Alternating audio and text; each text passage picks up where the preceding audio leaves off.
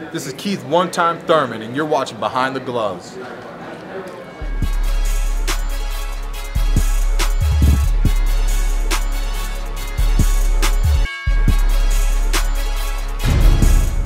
With no exception here, we did the same thing. We were up in training camp, Lake Tahoe for 5 weeks, and Julio was totally dedicated to this fight. I was very impressed with his work ethic for this fight in particular. And he's an exceptional athlete, I came to find out. This is going to be a great fight. I know both guys are prepared. And, you know, of course, we came here to do one thing, and that was to win. And that's what our intentions are Saturday night. But I'd like to thank you all for coming out, Showtime, Al Heyman, Goosen Promotions, and in particular the fighters, and good luck to you guys Saturday night. Well-schooled, blue-collar, workman-like fighter. And I think it's going to be versus a little bit more of an athletic, kind of improvisational fighter that you don't know where everything's coming from. You know, I've looked at a lot of Fonfara tape, and he pretty much repeats what he does, but he repeats it real well. So, you know, this is going to be the battle. This is what makes it interesting. You know, you've got, I think, two contrasting styles, personalities, and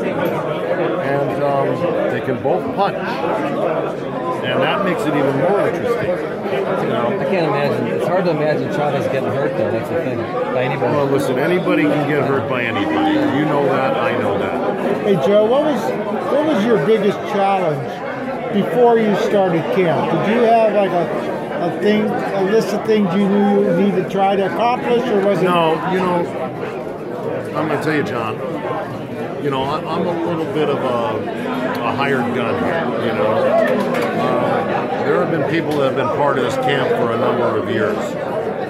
There's quite a few people involved in this camp, and you've got to use your brain as a person, as a trainer, to, you know, integrate yourself, I think, you know, intelligently.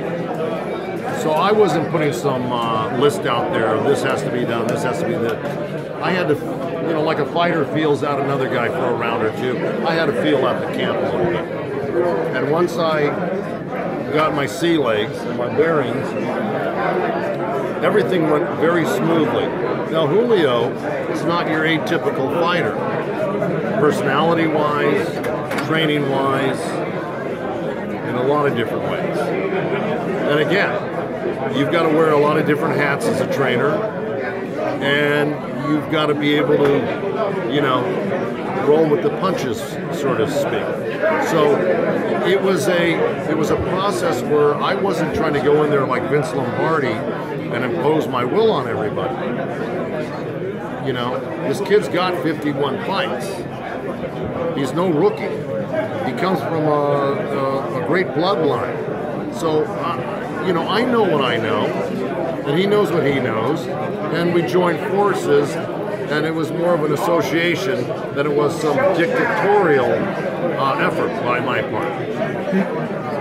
Your viewers are going to need a dictionary with all these words you said. And do you feel like you accomplished what you could do in this short? Absolutely, absolutely. And I'm going to say this, that I think based on former camps, he's never really, let's say, you know, extricated himself from comfortable surroundings and then, you know, put himself in a position where we're at 7,000 feet, we're isolated, and it's, you know, very desolate up there where we were, to tell you the truth, and very, you know, lonely in a lot of ways. And so he made the effort to isolate and dedicate himself to this particular camp. So I think he went over and above what Julio Chavez may have been known to do in the past, which is, I think, very, you know, very positive. Hi fans, it's Michelle Joy Phelps, and if you haven't already subscribed to my YouTube channel, make sure you go ahead and do so by clicking this little icon right here, or else.